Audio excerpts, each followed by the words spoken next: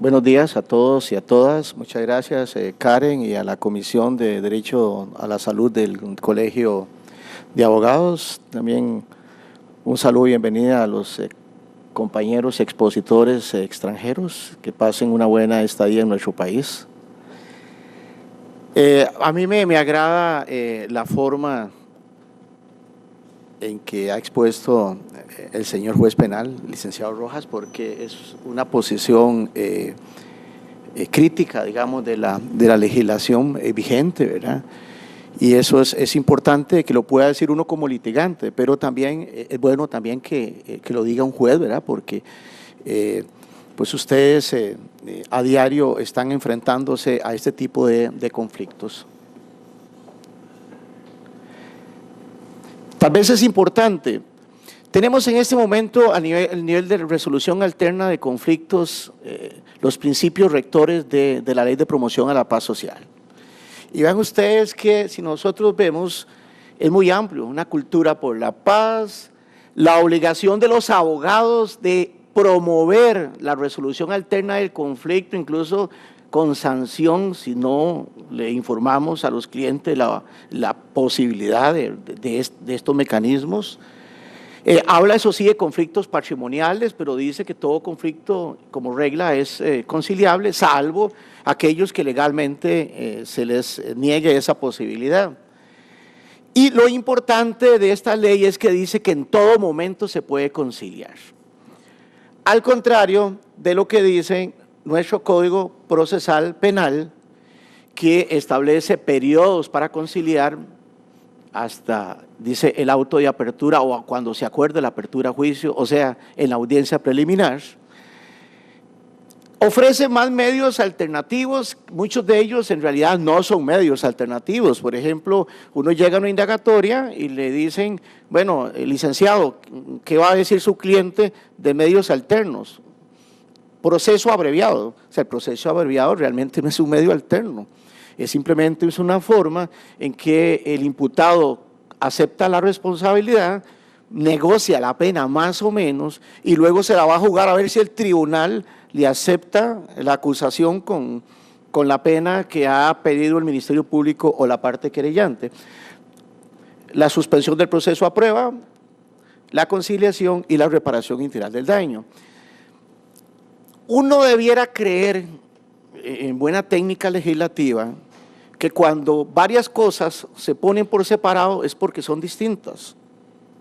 Principio de lógica. Pero vamos a ver que en esto pareciera que no. Hay como una mezcla de algunos principios entre estos medios que el Código llama alternativos. Vamos a ver. En primer lugar, estamos hablando, como bien lo dijo el licenciado Rojas, de delitos culposos. Y aquí tenemos que hacer un alto. ¿Cuál debería ser la política criminal en materia de delitos culposos? Para poder hablar luego de medios alternos de resolución de conflictos en delitos culposos. Yo particularmente soy del criterio que los únicos delitos culposos que yo dejaría en el Código Penal son aquellos que se califican como temerarios, que sería una actuación de lo que se conoce como culpa grave. Vea, los romanos ya calificaban la culpa y no había ningún problema. El juez, bajo los principios de sana crítica racional, calificaría la culpa, dando algunos elementos. Hoy en día nuestra ley general de la administración pública habla de que los funcionarios públicos solo responden personalmente o ante terceros por culpa grave. O sea, sí hay calificación de culpa en el ordenamiento jurídico costarricense.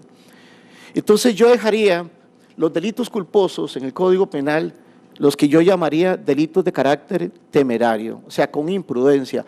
El Código Penal de España establece para la actuación profesional, ellos llaman delitos imprudentes, ¿verdad? Dice con imprudencia grave. De modo que existe también en otros medios, en otros países, esta situación de considerar de que no toda la culpa debería ser sujeta al derecho penal, porque existe un principio que establece que el derecho penal es la última ratio, o sea, es el último eslabón donde debiera el legislador recurrir como medio para resolver un conflicto. Pero en Costa Rica parece que esto no lo hemos observado, porque los delitos culposos se han convertido, y eso lo digo con conocimiento de causa, en un proceso cobratorio. O sea, el paciente, en este caso, me refiero a paciente porque estamos hablando de mala práctica médica, este es el tema específico, pero puede ser cualquier otro tema relacionado con un conflicto en la salud. Toma el proceso penal como un medio rápido para cobrar. Y cuando hay derecho a cobrar, uno dice, bueno, está bien, pero ¿qué pasa cuando no hay derecho a cobrar? ¿Qué pasa, por ejemplo, cuando en realidad ese daño que el paciente está alegando puede haber sido por el riesgo propio de la actividad médica, que ya de por sí es riesgosa? Puede haber sido incluso hasta por un descuido, no observancia de alguna indicación o del tratamiento médico. Y entonces, en estos casos, muchas veces el médico termina por conciliar para no verse expuesto a esto que los médicos le tienen un horror, que son los procesos de mala práctica médica mediáticos. O sea, cuando muchos abogados, y aquí voy a decir, abogados inescrupulosos, faltando a la ética, utilizan la prensa para un poco hacer más bulla de lo que sería el caso si no se tratara de forma mediática. Entonces el médico me dice, licenciado, yo sé que yo no cometí mala práctica médica, pero yo quiero terminar esto rápido, no quiero verme envuelto, no quiero ver mi nombre ahí usado en la televisión o en los periódicos. Nosotros en Unión Médica, en el programa de defensa penal del médico que yo dirijo, tenemos un protocolo. Nosotros aconsejamos conciliar cuando una vez que se ha evacuado las dos instancias técnicas, o sea, el primer dictamen médico legal y la apelación ante el Consejo Médico Forense. Si el Consejo Médico Forense dice que hay mala práctica médica, incluso algunas veces en contra de nuestro criterio, pero el Consejo dice, le decimos al médico, vea, si el Consejo Médico dice que hay mala práctica médica, la posibilidad de condenatoria es mediana o alta. Así que usted, ya estamos en una situación de riesgo. Ningún abogado le puede garantizar a ningún médico que no lo vayan a condenar.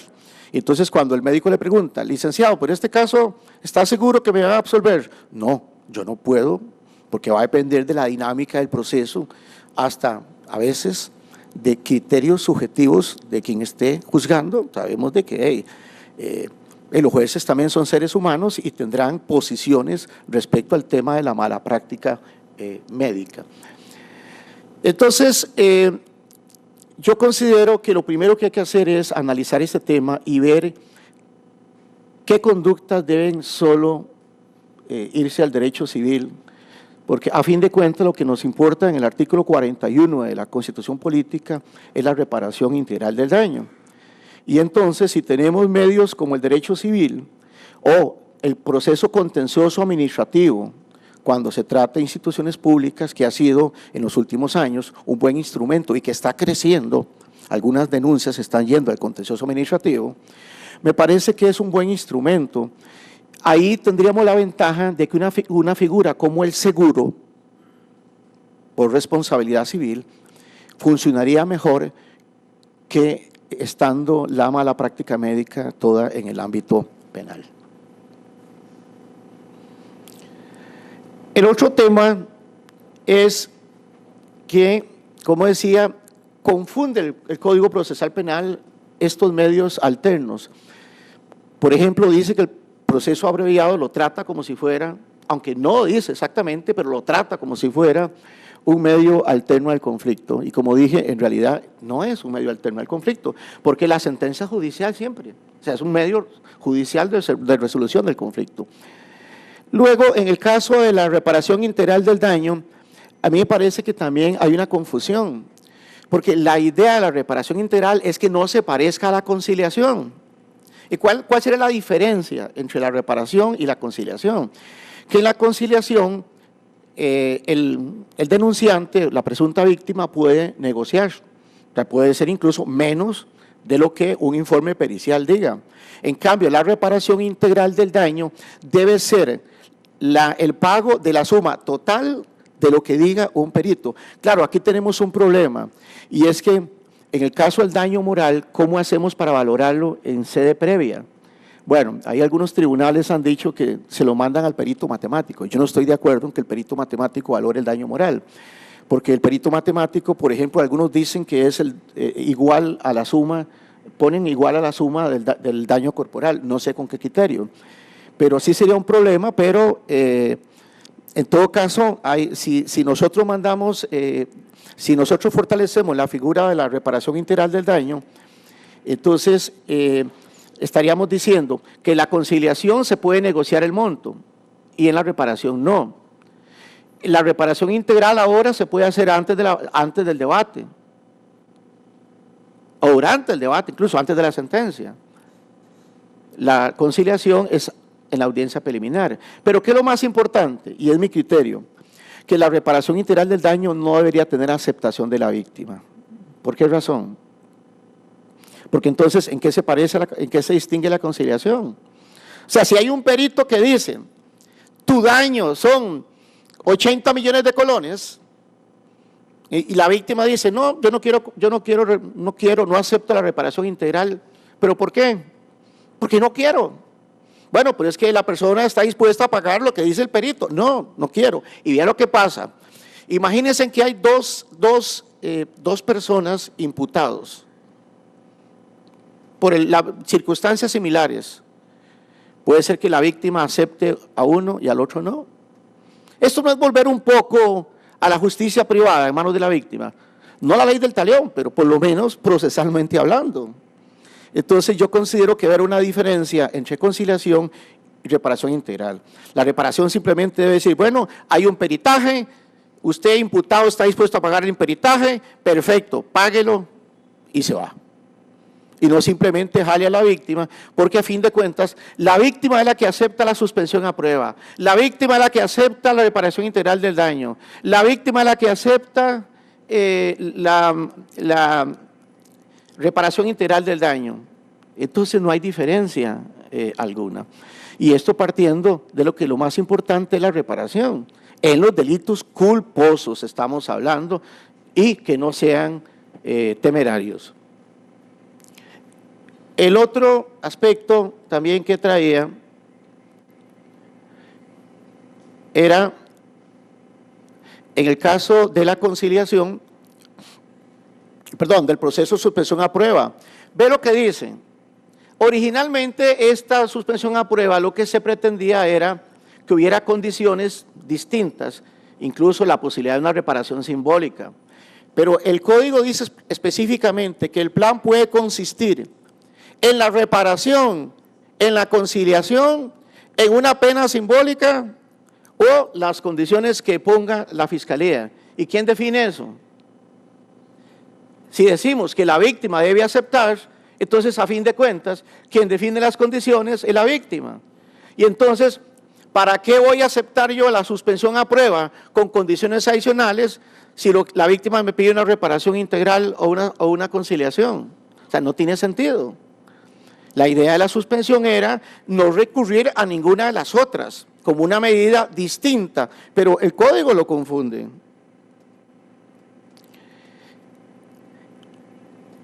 Y luego, mi criterio, que coincido en esto totalmente con el señor juez penal, fue un retroceso la reforma del 2009. ¿Por qué? Porque no está promoviendo la conciliación. Vea, yo he tenido casos donde el médico me dice, yo sé que no hay mala práctica médica, pero yo quiero conciliar. Tengo un dictamen ahí más o menos favorable, pero no quiero ir a juicio. Porque perder una semana, a veces hasta meses, yo he tenido casos de meses de juicios, para mí, en mi trabajo o en mi consultorio, es más gravoso que una conciliación. Pero yo tengo que decirle a él, no te recomiendo la conciliación. ¿Por qué? Porque en este caso las posibilidades de una condena son menores.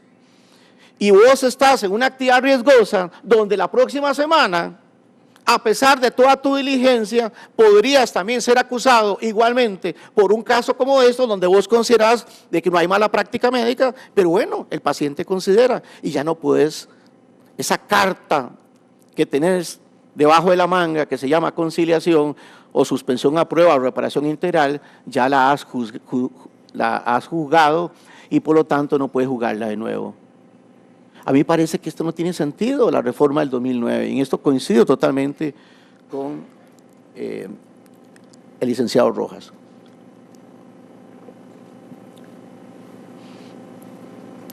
Pero además, no puedo dejar de decirlo, yo he considerado que esta ley vino a traer un concepto inconstitucional de víctima.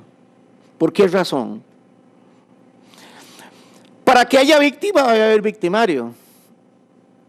Y solo hay victimario cuando al imputado se le condena en firme. Y entonces resulta que tenemos como víctima durante todo el proceso a una persona y le decimos víctima, lo cual sería decir que hay un delito consumado en ella sin que haya sentencia firme. Eso violenta el artículo 39 de la Constitución Política. Yo, por lo menos en mis escritos, yo le digo presunta víctima. Yo no puedo llamarle víctima. Pues repito, para que sea víctima necesitamos demostrar que ya efectivamente fue víctima. Y esto solo con la sentencia en firme. Por eso me parece que esta ley trae un concepto inconstitucional.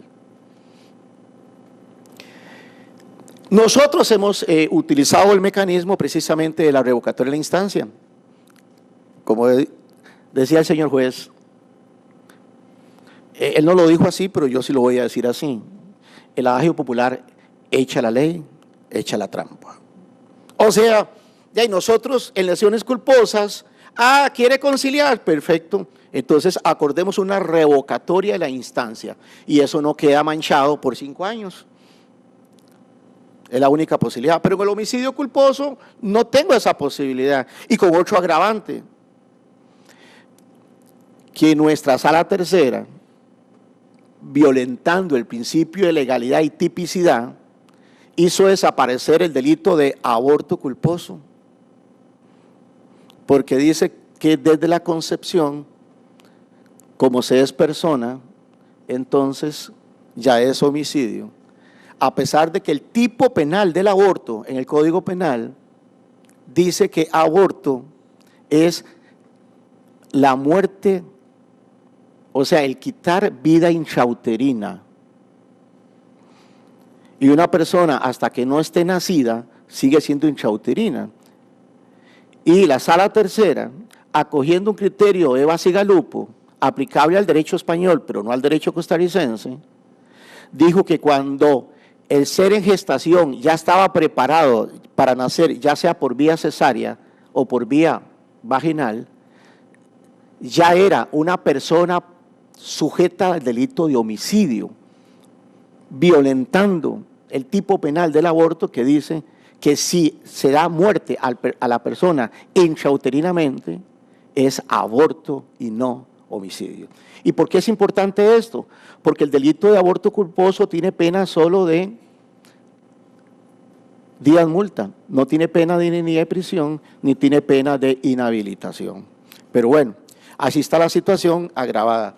Entonces, nosotros hemos instado esto en los delitos de lesiones culposas, incluso muchas veces, y yo lo considero es un acto arbitrario, hemos tenido el caso de fiscales que se han querido oponer.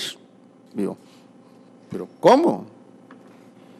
Si el Código Procesal establece que es un derecho, dice el Código Penal, de la víctima, y lo digo así porque así lo dice el Código Penal, un derecho de la víctima, el revocar la instancia en los delitos en que es necesario la instancia. El Ministerio Público no tiene que ahí oponerse, y es más, ni siquiera el juez penal en la etapa intermedia. Simplemente es una decisión de quien presenta la denuncia. Pero yo tengo casos, son pocos, la mayoría han aceptado el tema de la revocatoria de la instancia. Entonces, para concluir, Yo lo que propongo es reformar el Código Penal, excluir los delitos culposos, a excepción de los delitos que yo llamaría temerarios, o sea, aquellos donde el autor no quiere el resultado, pero actúa despreciando las reglas de prudencia que le impone su actuación, aumentando o creando en forma innecesaria un riesgo, el riesgo de producir el resultado, el cual era previsible y evitable para él. Este sería el concepto de delitos culposos temerarios, ya sea en la conducción de vehículos, en actuaciones culposas de médicas, de ingenieros, arquitectos, en cualquier actividad. Si eso no se diera, entonces lo que yo propondría como segundo es eliminar los requisitos del registro de medidas alternas, de todos, eliminarlos, que no queden. Y simplemente, como se trata de delitos culposos, yo no vería ningún problema que si alguien ha cometido un delito culposo, vuelva a arreglar, porque al fin de cuentas lo importante es que se ha solucionado el conflicto mediante una reparación a la persona que aparece como víctima. Y luego, una tercera opción que yo haría es convertir a la reparación integral en una verdadera reparación integral, o sea, sin que la víctima lo acepte. Simplemente, como decían, hay un peritaje, el peritaje dice tanto, señor imputado pague, y simplemente eso es un medio alternativo a la solución del conflicto, no solo civil, sino penal. Entonces, esa sería mi participación. Muchas gracias.